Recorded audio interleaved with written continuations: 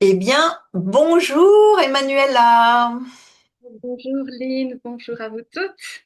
Oui, je suis ravie de t'accueillir aujourd'hui. Merci beaucoup, je suis vraiment hyper contente d'être avec toi. Merci beaucoup pour cette invitation et voilà, ravie d'être avec vous toutes. Ouais, avec plaisir, avec plaisir. Voilà, juste pour la petite histoire, avec Emmanuela, on s'est connus il y a quelques mois seulement et nous avons suivi une formation ensemble sur justement l'accompagnement du haut potentiel. Donc, on est tout à fait dans le sujet aujourd'hui. Donc, bah écoute, si tu veux bien, je vais commencer déjà par te présenter. Voilà, donc aujourd'hui, j'ai le plaisir, le bonheur de recevoir donc Emanuela Giovannetti, donc d'origine italienne, installée en Belgique depuis plus de 20 ans déjà. Emanuela est sophrologue et coach et également fondatrice de l'approche Feel Right, dont tu nous parleras tout à l'heure.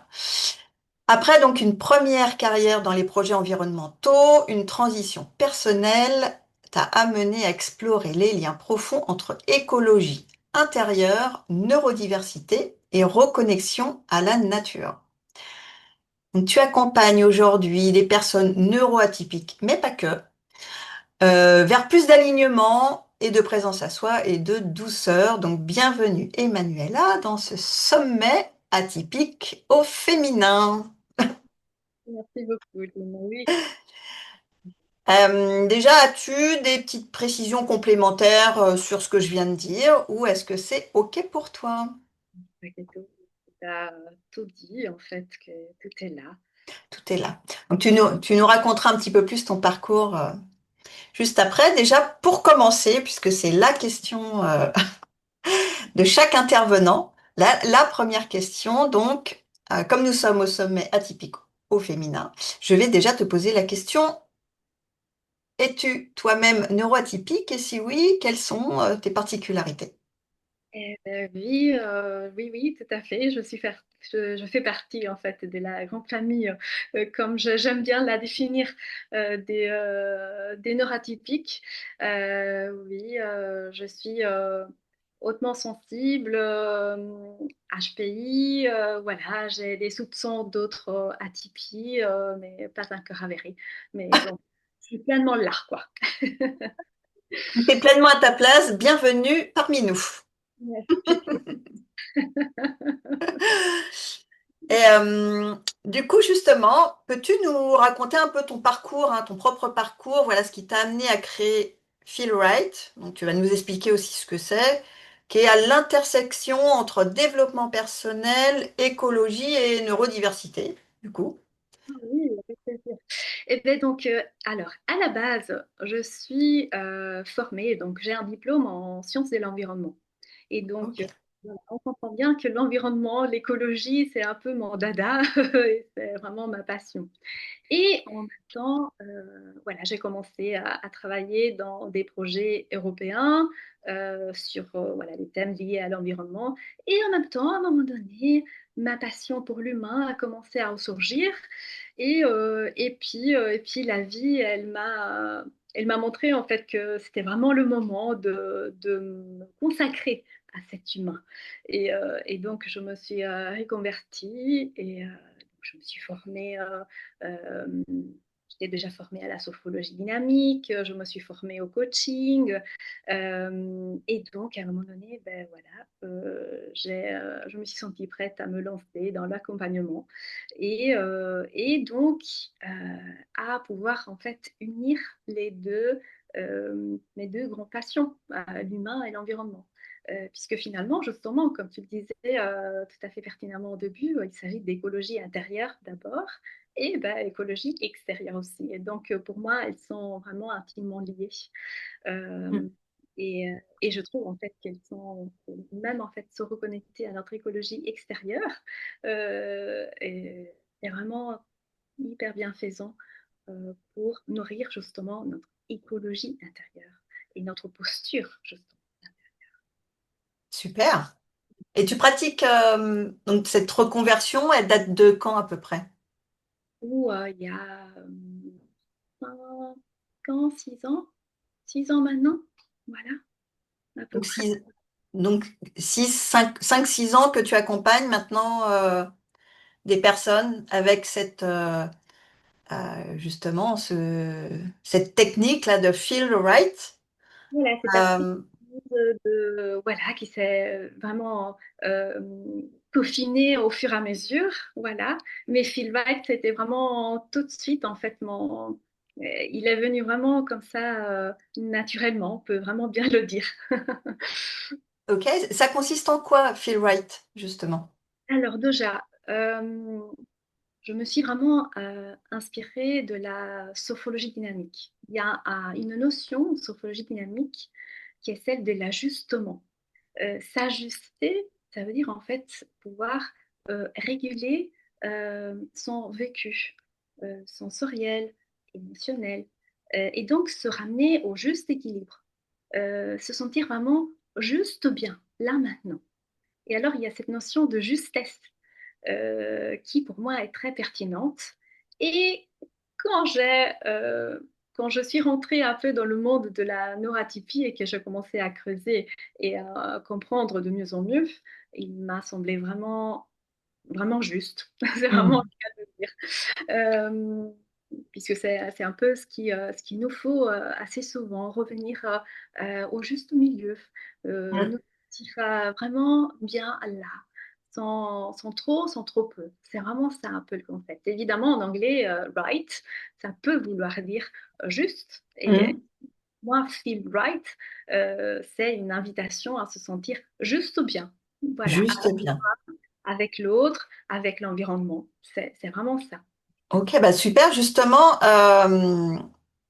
tu dis là, voilà, c'est une approche qui t'invite à revenir à sa nature, à sa vraie nature atypique ou pas, mais en tous les cas à sa vraie nature, et de manière ajustée, parce que c'est ce que tu dis.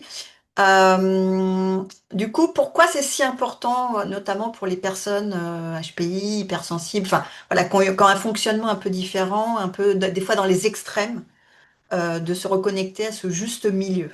Et bien justement, tu emploies le bon mot pour moi, les extrêmes.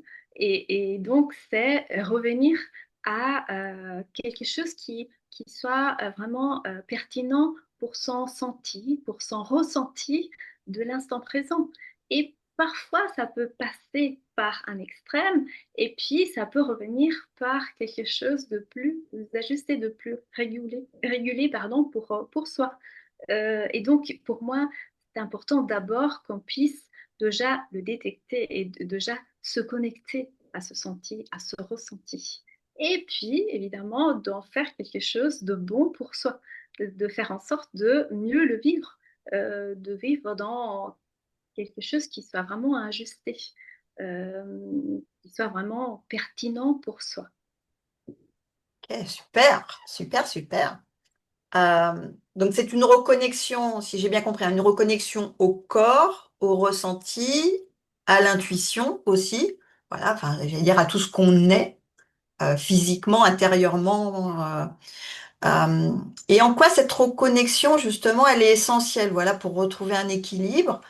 Quand on vit d'autant plus dans un monde actuel qui est rapide, où on est tous dans nos têtes, enfin voilà, entre mental et rapidité et enfin, Ouais, déjà, en fait, cette rapidité nous distingue assez souvent voilà, auprès des femmes atypiques. Nous sommes assez souvent dans un mental qui est fort chargé, mm, qui va très, très vite.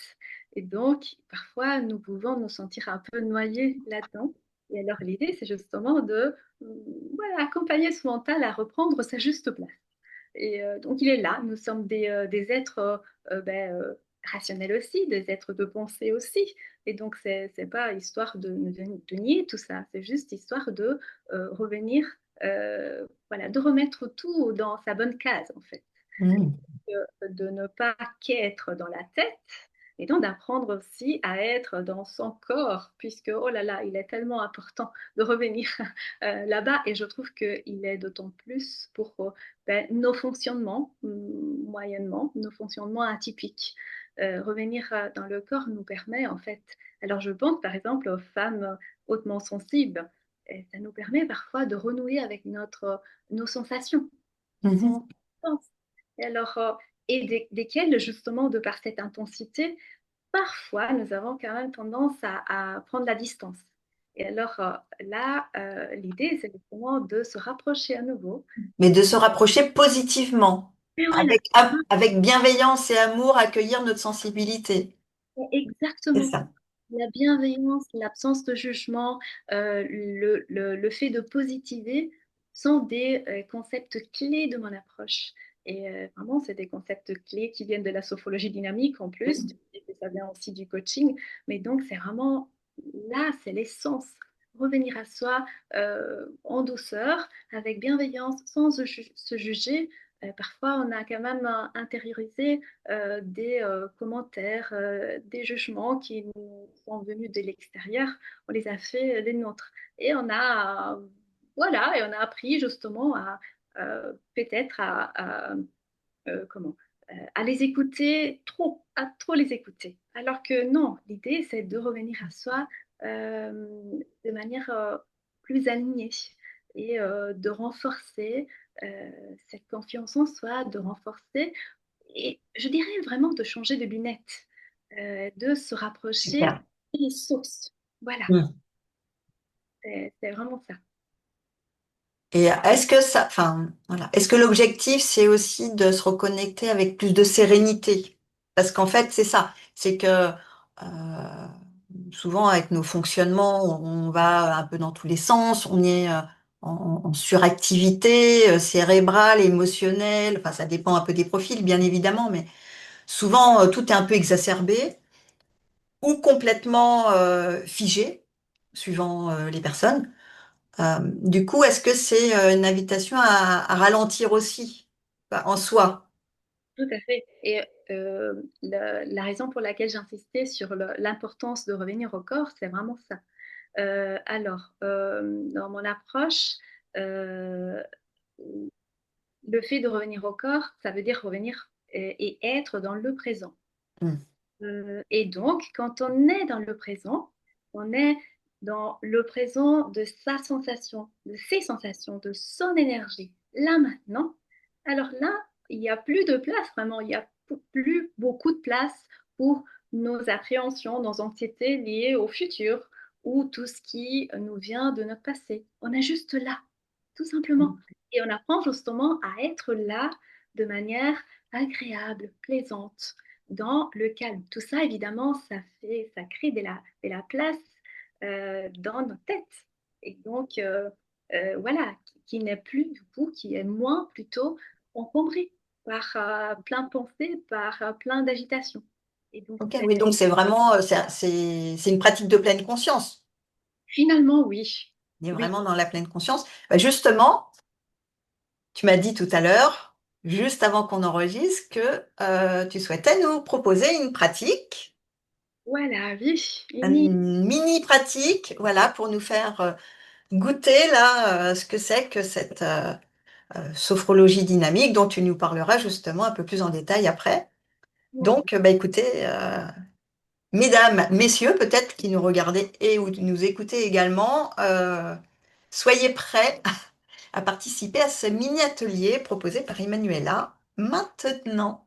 Voilà, avec grand plaisir. Alors oui, il s'agit bien en fait disons, d'un mini pratique de sophrologie dynamique. C'est en fait l'une des approches sur lesquelles je m'appuie dans mes accompagnements. Alors là, je vous invite. Alors si c'est possible, pourquoi pas enlever vos chaussures, à être bien, à se libérer et être bien les pieds en contact avec le sol.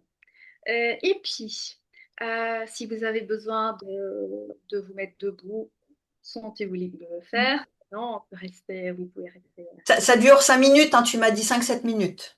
5-7 minutes Ok, par voilà, jour. juste Et pour voilà. situer dans le temps pour tous ceux qui nous regardent.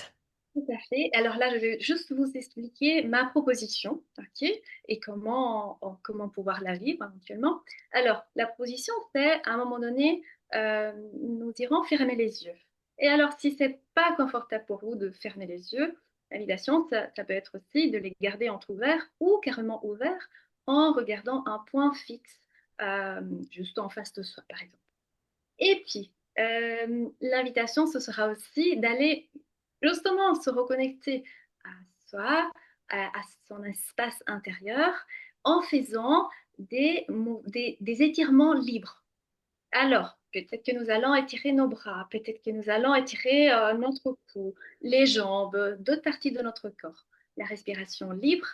Et ensuite, nous prendrons une petite pause pour, voilà, prendre conscience de ce qui se sera vécu et je veux vous proposer aussi de juste se rapprocher de nos mains et commencer à les stimuler à travers un massage, à travers du tapotement, à travers un geste Super. agréable à vivre. Ok? Ok, bah écoute, c'est parti. On Ah, est tous et toutes prêtes à oui, accueillir ces quelques minutes de bien-être en nous, cool. Ok, de alors reconnexion à nous. oui, tout à fait, c'est vraiment ça. Alors je vous invite à fermer les yeux, garder entrouvert, ouvert, en regardant un point fixe. Bien s'installer dans la posture la plus juste pour nous, là maintenant. Quelques instants pour s'accueillir dans cet espace intérieur et juste l'observer ou peut-être l'écouter, le ressentir tel qu'il est, sans le juger. Peut-être qu'il y a quelques pensées qui sont toujours là, des, des émotions, des sensations qui se présentent à nous. Et nous allons tout simplement les accueillir avec beaucoup de bienveillance.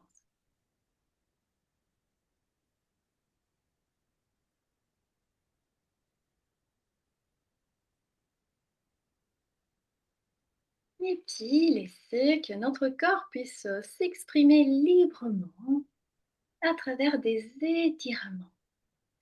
Nous laissons les différentes parties de notre corps qui en ont besoin, envie, s'allonger.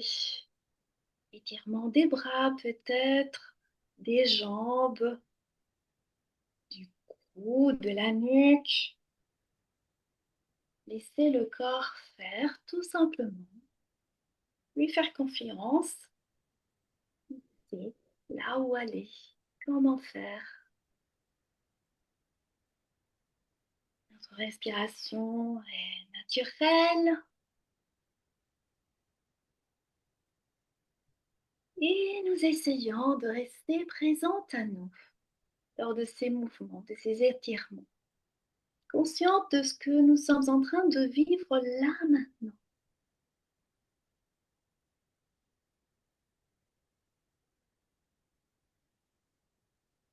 consciente de ce qui se dynamise, de ce qui se met en mouvement.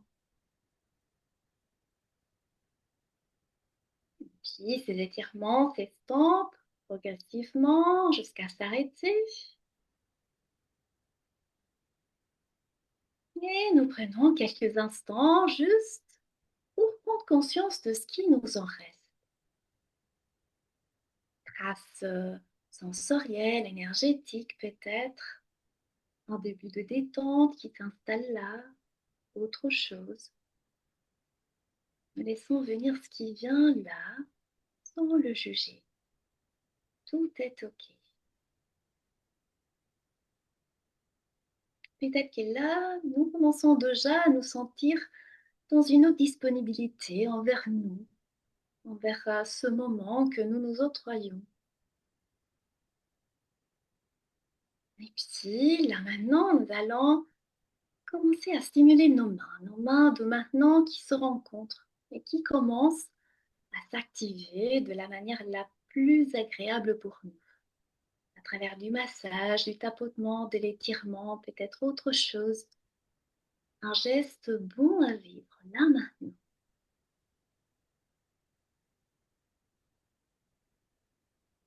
explorer les différentes parties de nos mains et rester présente à nous.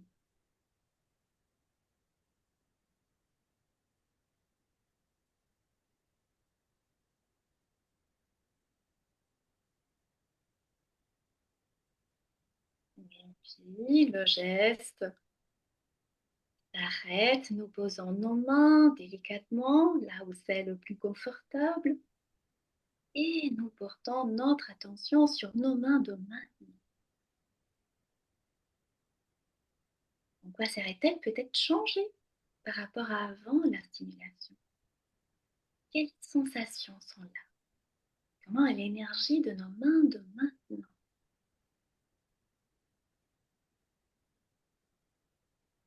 Nous allons tout simplement accueillir ce qui se présente à nous, au niveau de nos mains, peut-être aussi ailleurs dans notre corps, en restant dans une approche bienveillante, sans se juger.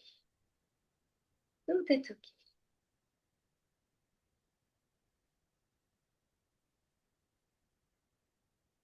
Et là, doucement, nous allons nous remettre progressivement en contact avec notre réalité extérieure, en faisant quelques mouvements agréables à vivre, des massages, en bougeant quelques parties de notre corps comme c'est le plus agréable pour nous.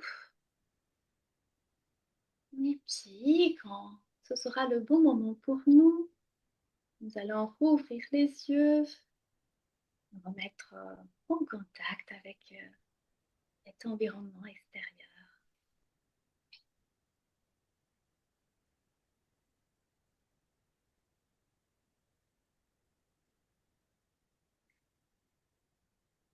Et voilà. Merci beaucoup, super. Ça fait du bien, hein, de prendre quelques instants dans l'instant présent, justement, Voilà, c'est vraiment ça l'invitation, de se poser justement. de se reconnecter à soi, à son corps, et dans l'instant présent. Voilà. Bien, merci. J'espère que vous avez tous pu profiter de ces quelques minutes de bien-être, parce que vraiment, c'est vraiment une reconnexion bien-être, finalement, tout simplement, Et nous, en sophrologie dynamique, en fait, en sophrologie dynamique, on aime beaucoup cette notion de mieux-être, en fait. de mieux-être. Oui, de bien-être en général et de mieux-être.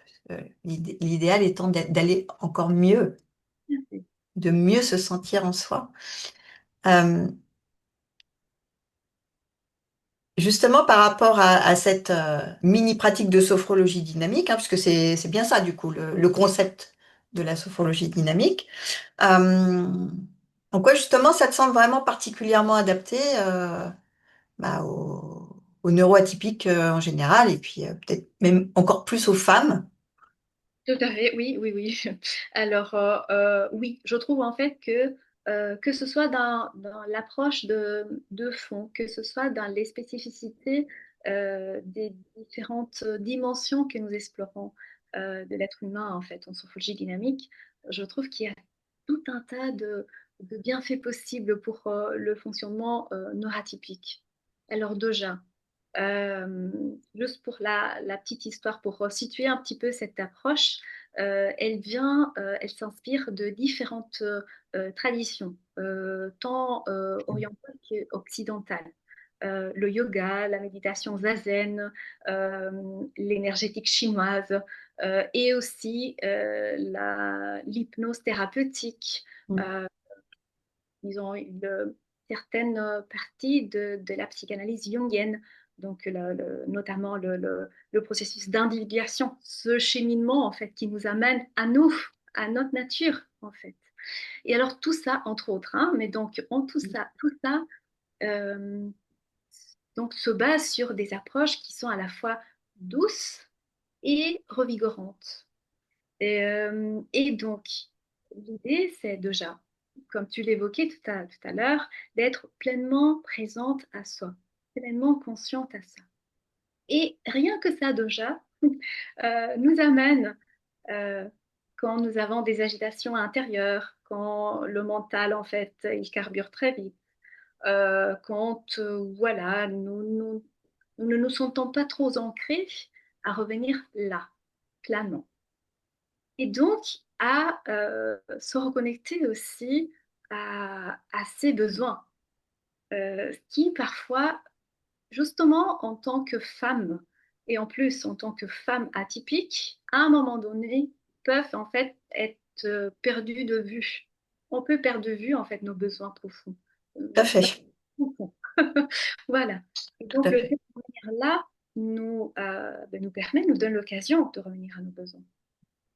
Aussi, je dirais que c'est un moment pour contrer un peu la tendance que certaines d'entre nous pouvons avoir à nous disperser, à, à ne pas avoir trop de concentration. Et en plus, Ça parlera à certaines personnes, je pense, à beaucoup de personnes même. voilà, je le crois. En fait, tout ça, ça nous permet aussi de travailler un concept en fait qui peut-être est un peu à développer. Je pense notamment aux femmes HPI. C'est le concept de la métacognition. Alors, de quoi est-ce que je parle? De la capacité de pouvoir réfléchir sur sa pensée. Exemple très pratique à l'école, peut-être euh, vous directement ou vos enfants. Vous avez été confronté par le fait de le prof ou la prof de maths demande à résoudre un problème et ben, vous avez tout de suite la solution, mais au moment où il ou elle vous demande comment vous avez, quelles ont été les étapes que vous avez franchies pour pouvoir arriver à la conclusion, off, on ne sait pas. Ça, c'est la métacognition. Et donc, le fait de pouvoir revenir à soi et prendre conscience de, à chaque instant, de ce qui se passe en nous, pour moi, c'est vraiment une approche vers l'entraînement à la métacognition. Déceler vraiment, détecter Mm. pas par pas ce qui se vit en nous.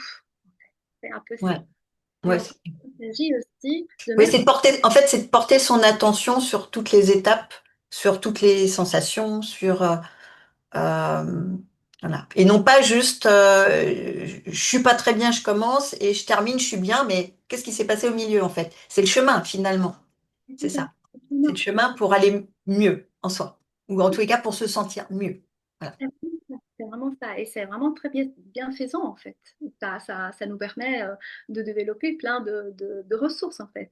Mm. Et aussi, comme vous avez pu justement le vivre dans mon mini-accompagnement de tout à l'heure, l'idée, c'est de mettre en avant ce qui est bon pour soi, ce qui nous permet d'aller vers la spirale positive. Alors que certaines d'entre nous, femmes atypiques, nous avons parfois une certaine tendance à mettre en avant ce qui ne fonctionne pas.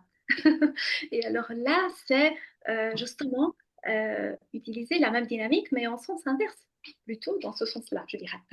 Donc, y aller vraiment dans le positif pour soi.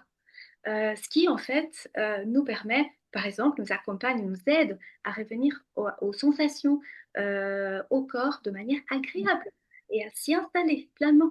Et justement, je voulais dire, parce que depuis tout à l'heure, on parle beaucoup, parce que tu es concerné, parce que bon, moi aussi, mais pas que, on parle principalement des profils HPI et hypersensibles. Euh, mais il faut pas oublier non plus les bienfaits que je pense cette pratique peut avoir, et a déjà, certainement. Parce que je sais que ça en fait partie des pratiques pour les personnes qui ont notamment un TDAH. Voilà, je suis concernée, donc je sais de quoi je parle. Et un petit trouble du TSA, et je suis un peu concernée aussi. Donc je sais, bon voilà. Euh, En fait, c'est vraiment revenir aux sensations, parce que par exemple, les TDAH, bon, on a du mal à porter notre attention très longtemps. C'est soit on est hyper focus et on oublie tout ce qui se passe autour, soit nos idées, enfin, tout passe du coq à l'âne. Et c'est vrai que là, ce genre de pratique, en tous les cas, celle que tu proposes, bon, tu nous parleras tout à l'heure, mais celle que tu proposes déjà dans un premier temps, ça va être des pratiques assez courtes. Donc pour tous ceux qui ont du mal à rester voilà, trop longtemps dans les mêmes positions ou tout ça, c'est des pratiques qui justement peuvent être tout à fait adaptées dans le sens où c'est dynamique, donc il y a pas d'obligation à rester assis ou allongé, enfin voilà, pour le pratiquer. C'est être en mouvement tout en étant en conscience sur ce qu'on est en train de faire. C'est bien ça. Et pour les personnes qui ont un trouble du spectre autistique, donc un TSA, euh, c'est vraiment de pouvoir, justement, quand on est dans cette hypersensorialité, hyperstimulabilité constante, c'est justement de pouvoir prendre quelques minutes pour se reconnecter à soi, justement, euh, un peu stopper. Alors, ça stoppe pas forcément tout de suite, mais en tous les cas, atténuer cette agitation sensorielle. Euh, voilà. Donc je voulais dire que c'est vrai que ça fait partie de ces pratiques qui est vraiment hyper bonne et favorable pour tous, quoi. C'est ça que je veux dire. Et ce que j'observe aussi, même si pour l'instant je suis un peu plus focus sur le HP, HPS et HPI, oui, donc les personnes hautement sensibles et à haut potentiel intellectuel, néanmoins, voilà, je lis, je me documente et je reçois de toute façon aussi des personnes qui sont concernées justement par du TSA, par du TDAH et j'observe en fait que oui, cette pratique en fait, elle est adaptable à toute une panoplie différente de personnes et d'exigences. Et donc, le plus important en séance, dans l'accompagnement, c'est la personne accompagnée. Et donc, tout est décliné en fonction de ses besoins. Et donc, oui, on peut adapter en fait la proposition pour trouver ce qui est juste pour la personne. Et comme tu le disais très pertinemment, justement, c'est, on revient encore une fois à cette notion de justesse dont on parlait tout à l'heure, pour pouvoir retrouver la juste intensité de sentir quand on est concerné par des hypersensorialités, des hyperesthésies. Et donc là, on apprend, et c'est un apprentissage, donc j'ouvre une petite parenthèse, ça c'est aussi un entraînement à la patience, à la persévérance. Voilà, ce qui est aussi parfois un peu un petit, voilà, un petit point. Pas mis à rude épreuve. Bon, je pense que c'est pour, j'allais dire déjà un peu tout le monde en général, mais quand il y a une neuroatypie, clairement, soit on veut aller très vite mentalement, soit on n'en a pas forcément conscience mentalement, mais en tous les cas, on a envie, on a TDAH, on a envie d'aller un peu dans tous les sens et de toucher à tout et bon voilà. Et, Je suis accompagner avec douceur, sans se juger, hmm, à aller vers une direction qui est plus pertinente pour nous et qui nous aide en fait à ne pas être engloutis par les sensations, par l'agitation intérieure, mais à se sentir un peu plus calme. Et donc, et voilà, et justement, et à mettre en avant ce qui est positif, pas en termes absolus, mais positif pour nous, vraiment, dans l'instant présent. hmm, super. Vraiment, merci pour ce que tu nous apportes. Euh, Justement, tu dis l'importance de renouer avec, du coup, avec la nature, donc pas notre nature, mais la nature en général. Quel effet observes-tu, voilà, justement, sur les personnes que tu accompagnes grâce à cette reconnexion à la nature? Et ben voilà, oui. Alors pour moi, en fait, pour les personnes qui le désirent, hein, c'est pas du tout imposé, mais pour qui le désire, en fait, ce pouvoir passer à travers la nature extérieure peut favoriser une reconnexion à notre nature intérieure. Et alors, j'observe en fait que rien que, alors quand pour l'instant, en fait, je mène mes accompagnements dans la nature, dans des parcs, c'est ok, donc rien Super. que, voilà, de rentrer dans Mm, le parc et on voit déjà l'expression de la personne transformée. mm, Et donc, il y a des études scientifiques qui ont mis en avant que, justement, cultiver cette relation avec la nature nous aide au niveau du stress. Elle mm. fait en fait vraiment baisser le cortisol, le taux de cortisol qui est le Tout à stress, fait. qui est l'hormone du stress. Euh, Elle favorise aussi cette présence et cette connexion, notre système immunitaire. Elle nous aide à améliorer notre sommeil, la qualité de notre sommeil. Euh, et elle nous fait en fait revenir un peu aux sources, aux origines, donc à notre nature profonde, puisque ben, nous avons habité dans la nature pendant des millénaires il y a quelques temps. Donc nous Il y a venons. quelque temps, il y a quelques millénaires, justement. Et donc, en fait, nous devons revenir à cette source. Euh, Mm. donc, voilà, c'est dans ce sens-là aussi revenir à notre nature profonde. Ça peut nous apporter aussi ben, pas mal de nuances dans l'apprentissage de soi, finalement. Donc en fait, c'est vraiment se reconnecter à un environnement plus favorable pour nous, plus, enfin, plus naturel, oui, mais plus serein, plus léger, en fait. Tout à fait, puisque Euh, les personnes, je pense notamment aux personnes qui ont une facilité et plutôt qui sont des personnes visuelles, ok? Alors, dans la nature, notre vue, elle peut se détendre, alors que, par exemple, en ville, il y a des formes qui sont mm, beaucoup d'informations. Il y a une hyperstimulation qui est presque constante. Il y a ouais. beaucoup de choses Alors, différentes je dirais même le pire, c'est pour les auditifs. aussi, tout à Enfin, fait. après, j'ai tous les sens, parce que même les kinesthésiques, quand tu es en ville, avec les gens qui te frôlent, avec enfin, tout peut être perçu comme des agressions.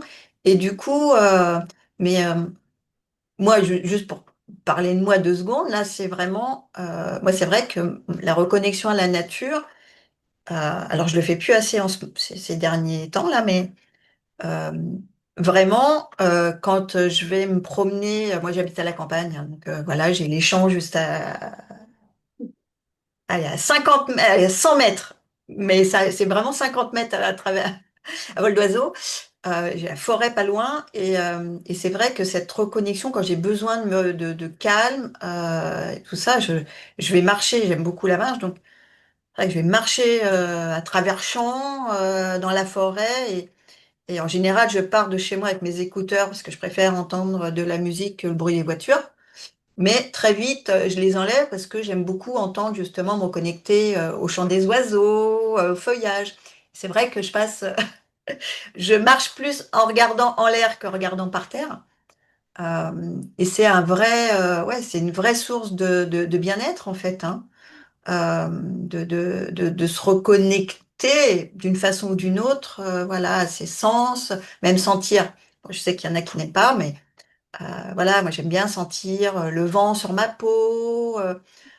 J'aime regarder ce jeu de lumière dans les feuillages, le chant des oiseaux. Bon, pas quand c'est trop fort, parce que des fois ils chantent un peu fort, mais ouais, c'est vraiment, c'est pour ça qu'effectivement la pratique comme tu proposes.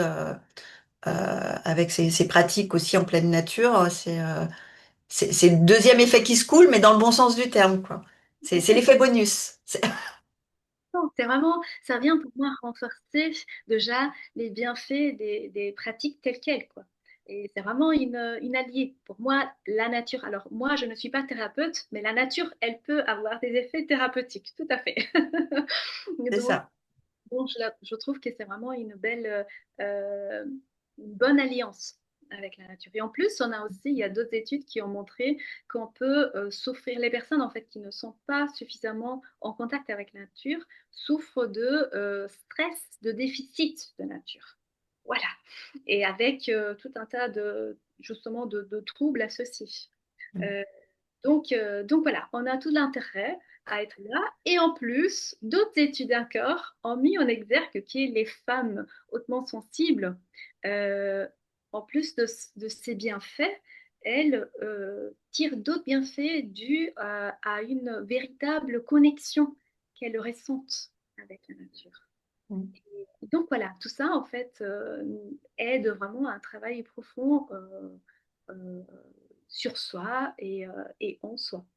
Super. Et en parlant de nature, il faut pas oublier, même si c'est pas forcément dans la pratique que tu proposes, faut pas oublier le contact avec les animaux aussi, qui Oui, est extrêmement enfin, bienfaisant pour tout le monde. Mais c'est vrai que il y a eu pas mal euh, alors, je sais pas si ce sont des études, mais en tous les cas, des témoignages d'expériences justement de personnes hautement sensibles ou avec des TSA ou même bah, des troubles quels qu'ils soient d'ailleurs, même TDAH et tout, que quand on a un animal de compagnie, c'est vraiment, ça devient un peu le doudou, mais enfin en termes de bien-être.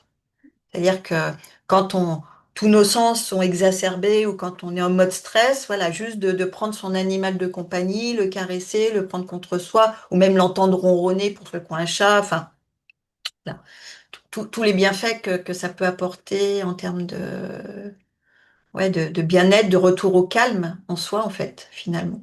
Tout à fait. Et en fait, même si je ne le propose pas directement Mm. quand on va marcher dans la nature, mais ça peut se mettre indirectement quand j'invite la nature à l'intérieur, puisque voilà, j'ai décliné une manière de pouvoir se reconnecter à la nature aussi quand on ne peut pas y aller physiquement.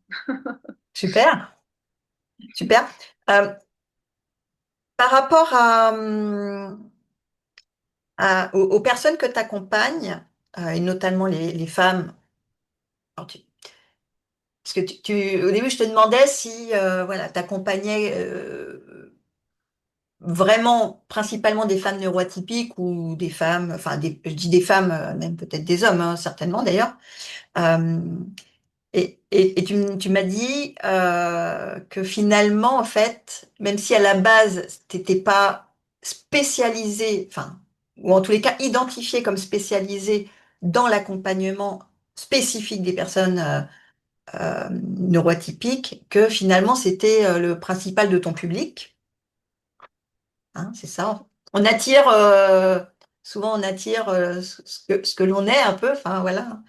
Euh, Du coup, quelle résistance, voilà, quelle résistance, quels sont les freins, les principaux freins et résistances que tu rencontres justement sur ce profil, sur ces profils-là, dans tes accompagnements? Eh ben, déjà, euh, le mental, parfois, ça peut être vraiment un gros frein. Euh, Je pense aux femmes HPI, par exemple, pas que, mais aussi. Et parfois, la sophrologie dynamique n'est pas une approche complètement rationnelle. Elle emploie la rationalité, mais comme, disons, traducteur. Ok. Mais donc, finalement, on revient au corps d'abord. Et puis, on va explorer les émotions et puis on va explorer l'intuition éventuellement. Mais donc, c'est pas, disons, à 100% rationnel. Et ça peut dérouter un petit peu la personne Ouais, si de elle mentaliser le process, quoi. C'est ça que tu veux dire, en fait. mentaliser le process et d'accepter en fait de revenir au corps plutôt que de rester tout le temps dans la tête. Ouais. Donc en fait, si j'ai bien compris, en fait, la difficulté, elle est dans d'accepter temporairement de lâcher le contrôle mental. Voilà. C'est pas trop lâcher prise pour lâcher prise, c'est vraiment de lâcher le contrôle mental pour voilà, se reconnecter quelques instants à ces ressentis qui peuvent nous surprendre, qui peuvent être voilà, à nos ressentis, à nos émotions, nos sensations, nos intuitions, comme tu as dit, et voilà, qui peuvent être parfois surprenantes et déroutantes, justement pour certaines personnes qui ont l'habitude d'être dans l'hyper-contrôle, voilà, pour quelque raison que ce soit d'ailleurs. C'est vraiment comme accepter finalement de parler une langue différente. Mm. Et donc, Et ça, on et connaît bien. Quand on est neuroatypique, on connaît bien hein, le côté parler une langue différente des autres. ben voilà, oui, tout à fait. Je crois que je suis bien dans une bonne position pour le dire, justement. Voilà. Euh, Au sens propre comme figuré. Oui, en plus, toi, ouais, ouais, excuse-moi, j'étais même pas au niveau du premier degré, tu vois. Oui. Oui. Mais donc, oui, c'est vraiment ça. Et ça peut créer pas mal de résistance, en fait, ce mental. Mm. Aussi, bah, évidemment, le fait justement d'avoir à un moment donné vécu des sensations de manière trop intense et des manifestations aussi émotionnelles, par exemple, assez flagrantes et de ne pas l'avoir vécu de manière trop agréable. Alors là, ça peut amener ben, la personne à mettre vraiment une distance entre Mm. eux et son senti ou son ressenti. Ouais. Une résistance de sécurité, en fait, c'est ça. Tout à fait, tout à fait. Mm.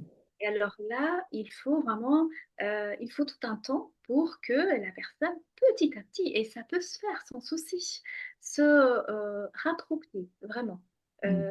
ses sensations et son vécu émotionnel.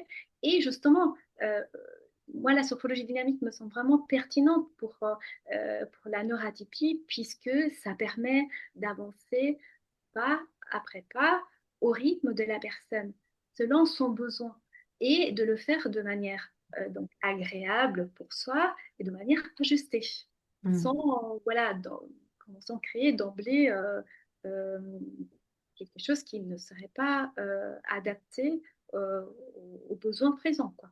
Mm. Donc, Ouais. Ouais, ouais, mais merci pour ça. Et justement, comment alors au-delà justement du mental, des résistances qu'il peut y avoir au niveau avoir du mal à laisser parler ses émotions, son ressenti et son corps. Enfin voilà. Euh, Est-ce qu'il y a d'autres résistances, enfin d'autres résistances ou d'autres freins que tu as identifiés?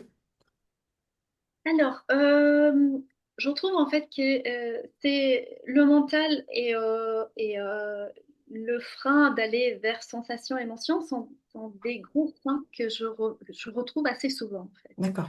Ouais, donc Donc, c'est vraiment les principaux. puis par exemple, je pense aussi, mais là c'est encore un peu plus loin dans le cheminement personnel. Je pense aussi par exemple à l'intuition qui est très typique chez certaines femmes neurotypiques, Mm. notamment HPI. Intuition en fait qui est présente et qui parfois est freinée. Et alors, je pense dans ce cas-là, par exemple, Alors freiner ou qu'on a appris à ne pas écouter. Enfin, qu'on a appris d'une façon consciente ou inconsciente, mais. je pense là au syndrome de Cassandre. Donc, Mm. ces visionnaires, ces femmes visionnaires qui ont tendance à anticiper ce qui va se passer, à le partager et à ne pas être écoutées. Une, deux, mille, 2000 fois, et à un moment donné, elles se freinent, justement. C'est ça. Après, on dit plus rien.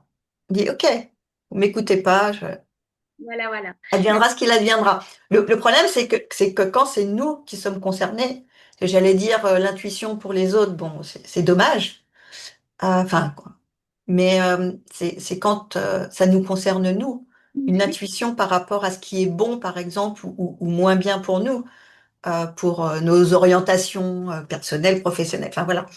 Et pour notre corps. Enfin, et là, en l'occurrence, par rapport à ce qui est bon pour nous physiquement, intrinsèquement. Enfin, tout à fait. Mais là, par exemple, d'un côté, vraiment, si on pense à ça, travailler déjà son intelligence émotionnelle, ses émotions, et apprendre en fait à mieux exprimer ses émotions.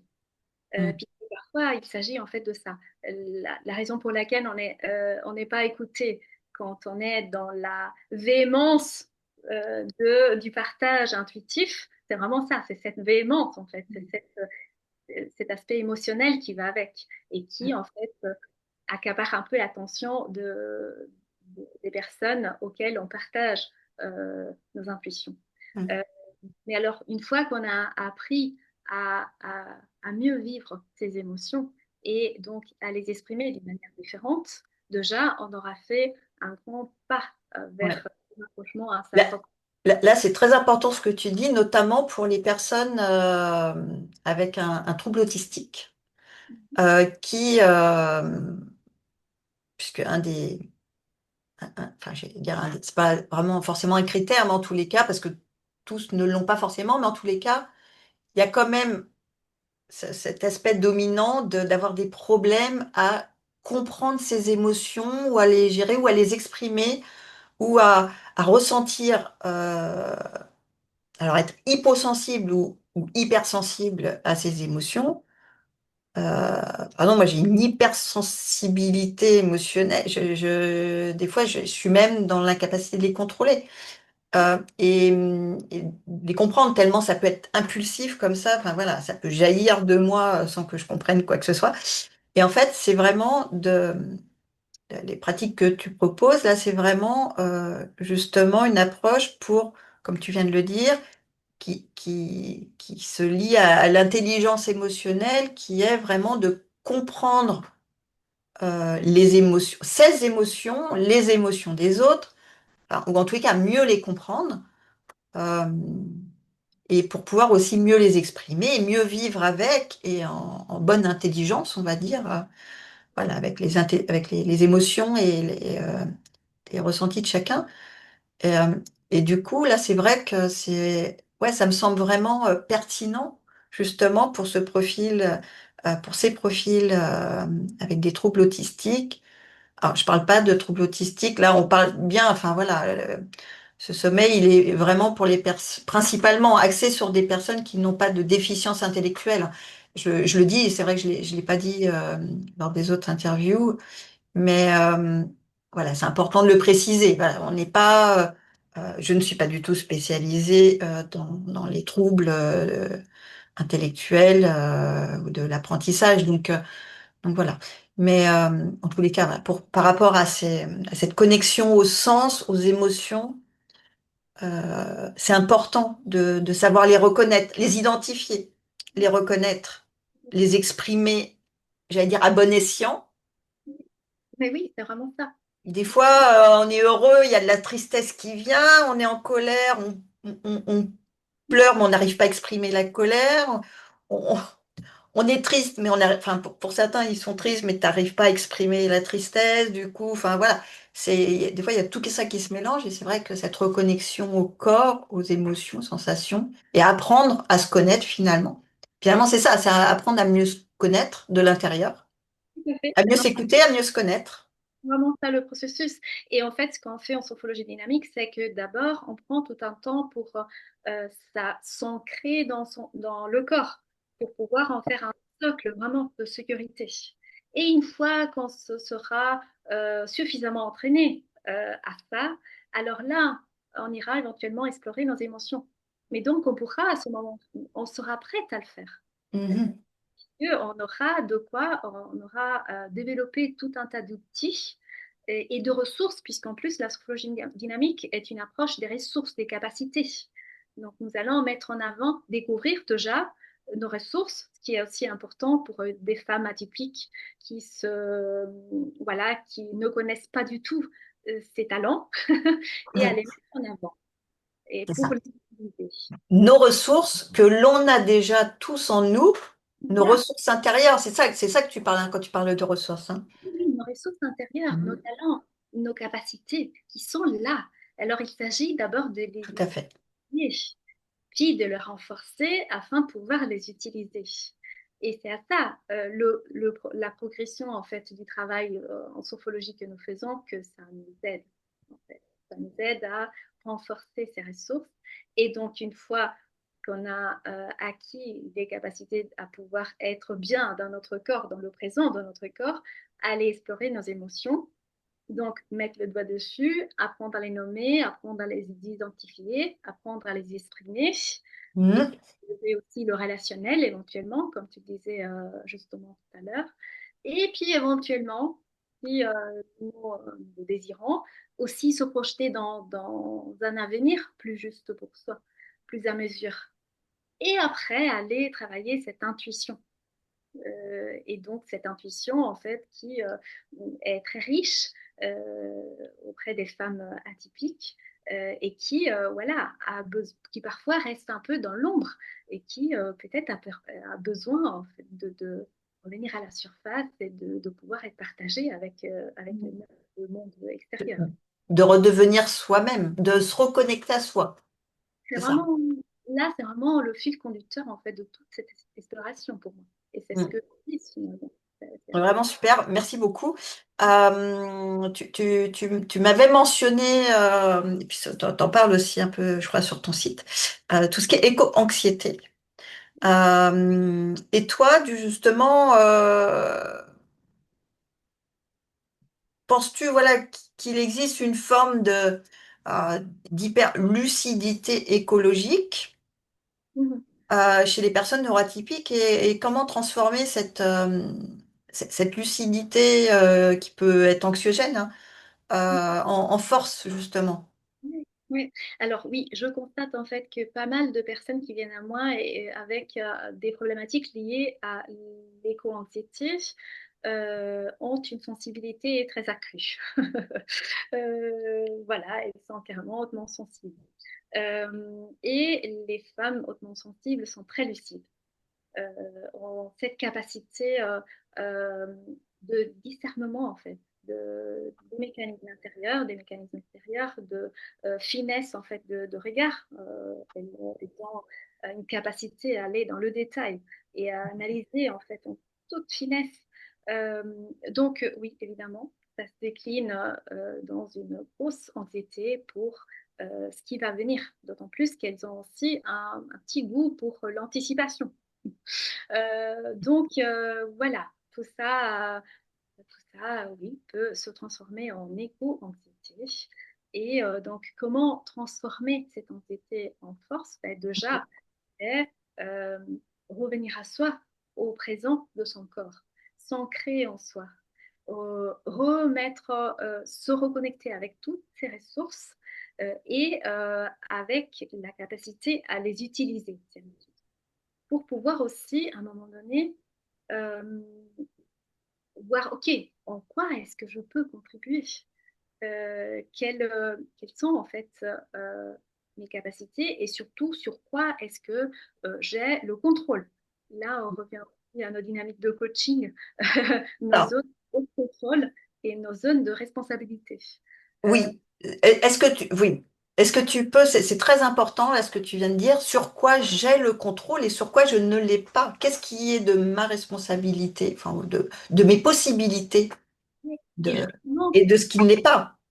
On ne peut pas agir, il pleut, on ne peut pas agir sur la pluie. Par contre, on peut peut-être sortir, si on veut sortir, on peut prendre un parapluie, un caouet, ou on peut décider de sortir sous la pluie pour profiter de la pluie sur nous. mais Je veux justement, dire, voilà. si on aura fait, si, voilà, si avec disons, l'aide de la sophrologie dynamique, peut-être que nous allons apprendre aussi à danser sous la pluie, tu vois? Exactement. Donc, à mettre en avant ce qui est chouette de la situation, sans, sans se mettre non plus dans le monde des bisounours. Non, c'est pas du tout l'idée non plus, c'est de rester réaliste et en même temps de mettre en avant ce qui est juste, ce qui est bon pour moi, en quoi ça peut être positif pour moi. Et donc là, justement, il s'agit de revenir à sa zone de responsabilité, mais la zone de responsabilité, c'est en fait, OK, comment est-ce que je peux travailler sur moi pour prendre mes Comment je peux m'aider, moi, et responsabilités. enfin, me faire du bien? Oui. Comment je peux faire en sorte d'aller mieux et aller dans le bon sens? Et C'est donc, ça. c'est c'est dans ce sens-là, en fait, que je disais au début que pour moi, l'écologie intérieure et l'écologie extérieure sont Mm. complètement interchangeables, en fait.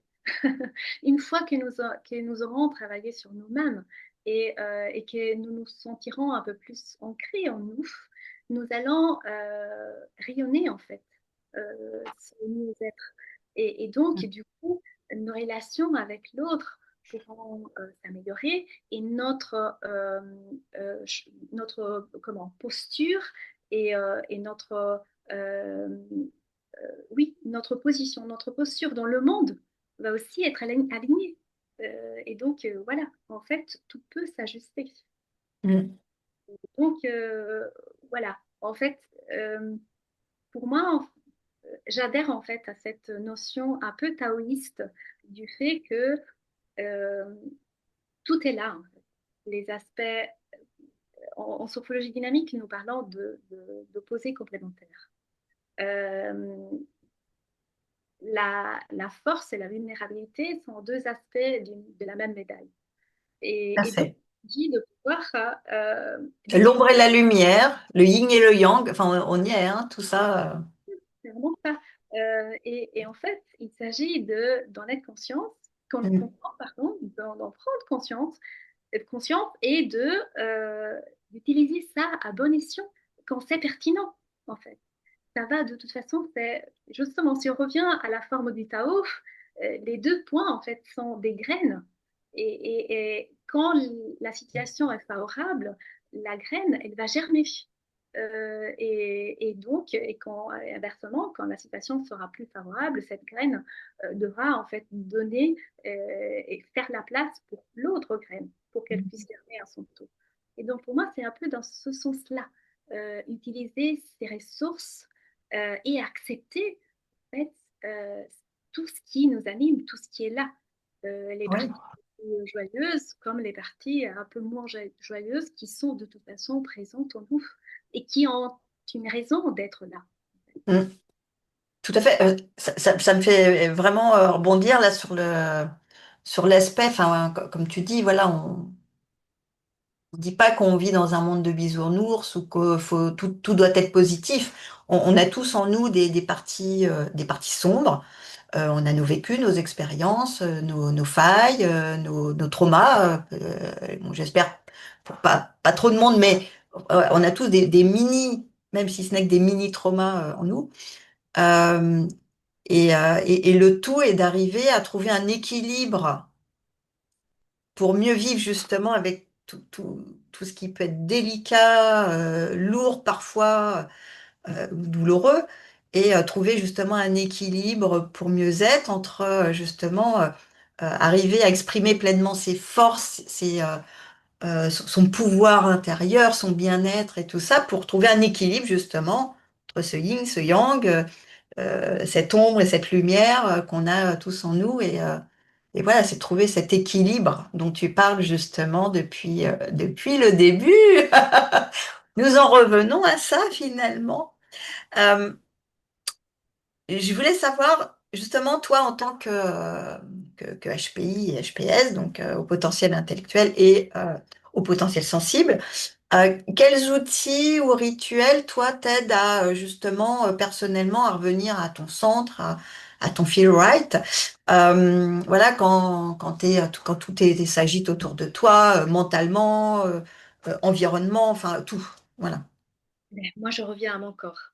Là, c'est vraiment mon outil de préférence. C'est Je ton encre. je m'ancre, que ce soit à travers la respiration, que ce soit ben, je vous ai fait vivre au début euh, une stimulation des mains, vraiment stimuler notre corps et stimuler la sensation de l'énergie, remettre en mouvement l'énergie de notre corps. Ça nous aide en fait à revenir à soi dans l'instant présent. Et alors, je passe par ça. Évidemment, si je peux me créer un contact avec la nature ou euh, évoquer la nature, euh, là, c'est aussi mon rituel.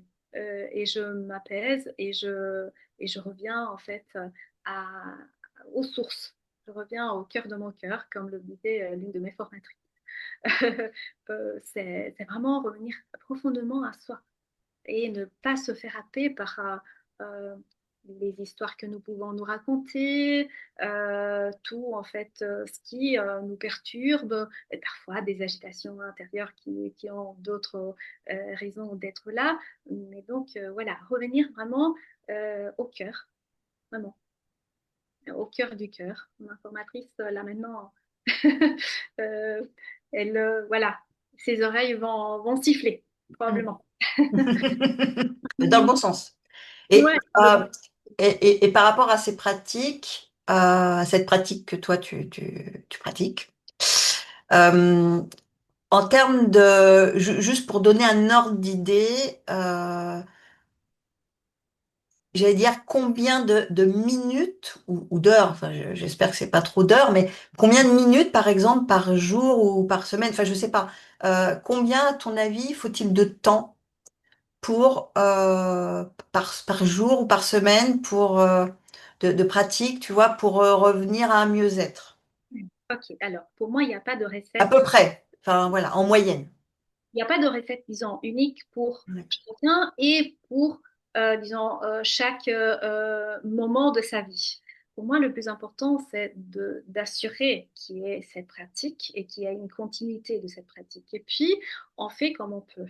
Alors, évidemment, disons, une pratique de sophrologie dynamique dure à peu près entre, disons, 1 heure à peu près. Mais donc, peut-être que nous n'avons pas tous les jours 1 heure à nous consacrer dans ce C'est sens-là. ça, Mais alors, pour moi, le plus important, c'est d'avoir une approche sophrologique. Et donc, que sais-je? Aujourd'hui, j'ai 5 minutes, et alors je reprends 5 minutes. Mais alors là, on va le voir aussi dans le bonus, justement, que justement, nous allons en venir.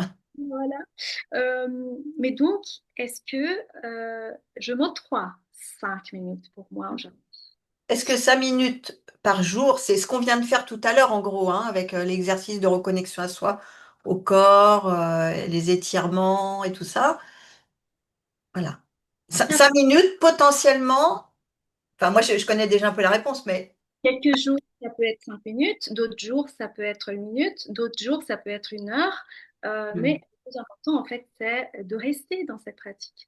Et puis, chacun, en fait, peut adapter à sa sauce. Moi, j'ai appris à caler, en fait, mes pratiques dans mon quotidien. Je peux me laver les mains de manière consciente et aiguiser aussi mes sens. Quand je marche, je peux respirer de manière consciente.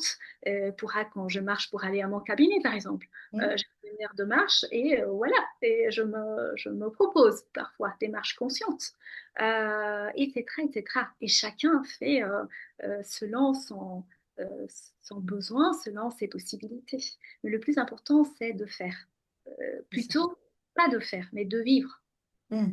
Oui, de faire, de le pratiquer. Et de vivre cette pratique Hmm.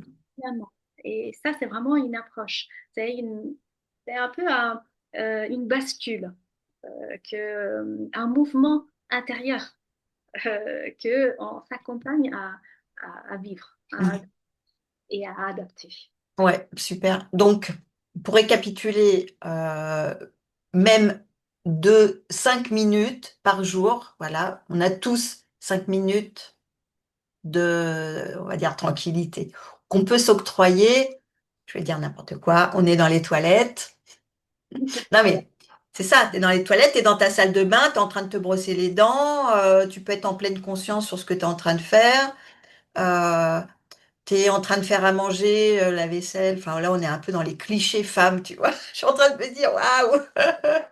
Ou alors, vous êtes simplement dans le canapé alors que votre mari est en train de faire à manger, n'est-ce pas? Voilà. Non, mais c'est vrai que, voilà, 5 minutes, enfin, faut-il en avoir, se poser la conscience, voilà, l'attention dessus, mais 5 minutes, c'est faisable. Voilà. Et Faut-il juste en avoir conscience, être en conscience, et, euh, et aussi, c'est vrai qu'on ne l'a pas dit enfin, pendant cette heure ensemble, mais tu viens d'en parler à la fin, là, c'est la respiration aussi. Voilà, parce que il y a le corps et tout ça, mais on n'a pas parlé de la respiration, de l'importance d'être en conscience même sur sa respiration. Juste ça, en fait, peut apporter un vrai bien-être. la respiration, en fait, est la seule de nos fonctions vitales que nous pouvons réguler. Et elle Mm, nous permet en fait d'agir directement sur notre système nerveux central. mm, Et du coup, tout ça est lié au stress, au niveau de stress.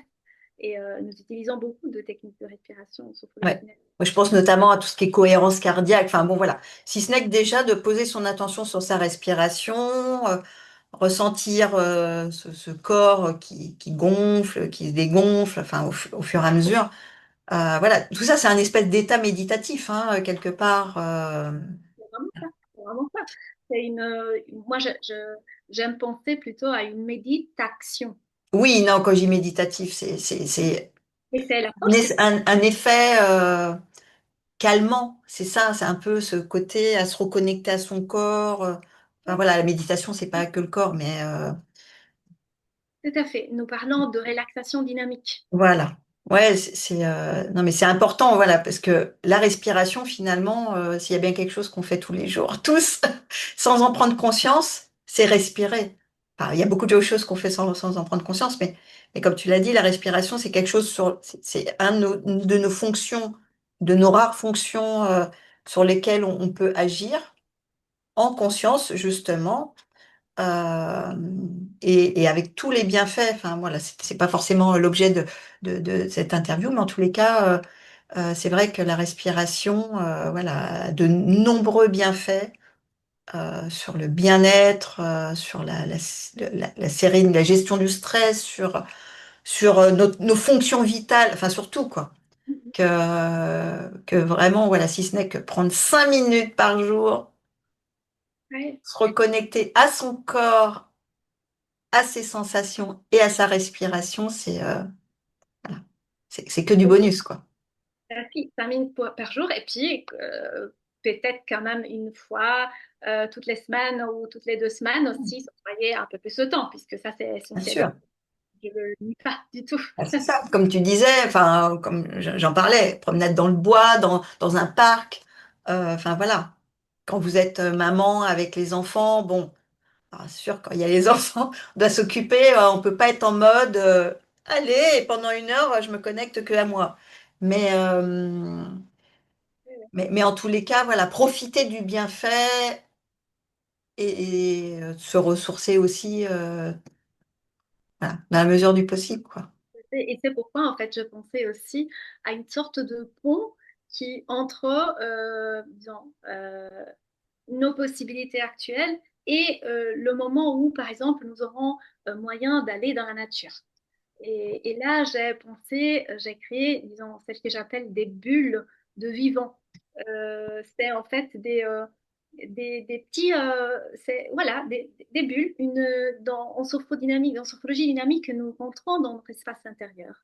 Certaines personnes le conçoivent comme une bulle, en fait, bulle intérieure. Moi, j'appelle ça ma bulle de bien-être. Voilà. Et alors, il s'agit en fait de faire entrer dans cette bulle intérieure aussi la nature, le vivant qui vient de l'extérieur et de le laisser agir, puisque ça a son effet.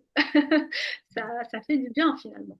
C'est ce que tu m'as parlé, c'est ce dont tu m'as parlé tout à l'heure, de microbules de nature. Et justement, comme nous arrivons au terme de cette interview, de cette intervention super intéressante sur, je rappelle quand même l'intitulé, qui est se reconnecter à sa nature pour se sentir aligné et juste bien, feel right. Donc du coup, quel est le super bonus que tu proposes pour le pack VIP atypique, Alors, s'il te plaît, qui est un super bonus. Voilà. voilà. Alors, je vous ai concocté un mini challenge de 7 jours. Mmh. Et alors, je veux vraiment souligner l'adjectif mini, puisque c'est fait exprès. C'est justement l'idée de prendre 5 minutes pour soi chaque jour pendant 7 jours. Et c'est les offrir ces minutes et les vivre pleinement. Et alors, c'est à la fois vraiment un moment pour se poser. Bon, je vous ai fait des mini accompagnements audio. Euh, Super. et donc, l'invitation, c'est vraiment de se poser. Et il y a différentes manières de pouvoir le faire chez soi et ou et ensuite en contact avec la nature. Donc, s'offrir ces mini bulles de nature où nous allons vraiment nous poser, euh, que ce soit dans un parc ou dans d'autres milieux naturels ou peut-être dans un coin un peu plus verdoyant de notre maison. Là où il y a des plantes, en ouvrant la fenêtre C'est face ça. à un champ, comme tu disais. Mmh. Voilà. Mais donc, il faut prendre ces 5 minutes et aussi apprendre à répéter ce qu'on a déjà fait. Même si nous avons l'impression, mais ça, je l'ai déjà vu. Mais non, c'est pas du tout la même chose. Non, non, non, non. Puisque si je le revis le lendemain, après une demi-heure, que sais-je, après quelques heures, dans 2 ou 3 jours, ce ne sera plus la même chose. Mm. Donc, j'ai voulu en fait mettre ensemble des tout petits concepts qui sont pourtant si importants pour en fait favoriser cette reconnexion à notre nature avec un grand N, puisqu'il y a notre nature à nous et la nature extérieure. Et, euh, et donc voilà, et revenir à soi, à notre rythme. Super. Merci beaucoup pour ce super bonus, voilà, qui, j'en suis sûre, va être très apprécié. Ces minutes de reconnexion à soi et à la nature, voilà, offert gentiment, gracieusement par Emmanuela. Du coup, pour conclure, euh, si tu devais, voilà, s'il y avait une chose à retenir, si tu avais une petite graine à semer aujourd'hui, au cœur de chaque femme atypique qui nous regarde et qui nous écoute aujourd'hui, quelle serait-elle, cette petite graine? Eh bien, déjà, ce serait une graine de bambou. Alors, Ah, ce que je veux dire par là, c'est que le bambou, en fait, est une herbe envahissante qui prend énormément de temps à pousser. Et, euh, et donc, moi, j'ai l'impression justement que parfois euh, nous avons hâte d'aller de l'avant et nous sommes impatientes. Et alors, à travers cette graine de bambou, mon message, c'est prenez le temps justement de vous poser et de laisser déposer ce qui est à déposer et de laisser germer ce qui est à germer. Tout en sachant en fait que même ce qui n'apparaît pas est peut-être en train de travailler dans les profondeurs et de faire son cheminement. Et donc c'est vraiment une invitation à ralentir. à ralentir, à se poser, à déposer et à accueillir, puisque finalement, le bambou, puis il pousse voilà, avec une force formidable, quoi. Copieux, fort résistant. Et moi, ça me fait vraiment penser à nous, les femmes atypiques. Euh, Super. Avec cette résistance, parce que c'est résistant, le bambou, c'est très résistant. cette résistance, cette beauté. Voilà. Voilà. Super. Bah, écoute, merci beaucoup. Vraiment, merci pour avoir accepté mon invitation à ce sommet, j'allais dire ce challenge, non, à ce sommet, à ce sommet atypique au féminin. Euh, Merci à tous de nous avoir écoutés, regardés et participé à ce micro atelier de sophrologie dynamique, là, de reconnexion à soi pendant ces quelques minutes. Donc vraiment, voilà, merci Manuela pour cette bulle de douceur et d'alignement que tu nous as offerte. Euh, et tu nous rappelles hein, combien c'est précieux donc de revenir à notre vraie nature, à notre nature profonde, voilà, à se reconnecter à nous afin de retrouver notre juste place en dehors des injonctions, voilà, des masques, de la suradaptation que l'on connaît plus que bien en général quand on est neuroatypique. Donc, juste pour rappel, pour ceux et celles qui nous regardent et qui souhaitent prolonger ce moment avec Emmanuela, euh, donc elle offre un magnifique bonus dans le pack VIP atypique, donc un mini challenge de 7 jours pour se reconnecter à soi avec simplicité et douceur, une invitation à ralentir, à ressentir et à vivre autrement. Donc, que vous retrouvez donc dans ce pack VIP atypique où vous retrouvez également tous les replays des autres intervenants, des exercices et outils pratiques et concrets, voilà, et des bonus, des bonus. Je suis en mode bonus, mais ça c'est la lessive Ah, de nos mères, grand-mères. Non, non. Vous retrouvez donc tous ces bonus exclusifs de chaque intervenant et de moi-même dans ce pack VIP atypique que je vous invite à acquérir si vous le souhaitez, bien évidemment, afin de prolonger tous les bienfaits de ce sommet.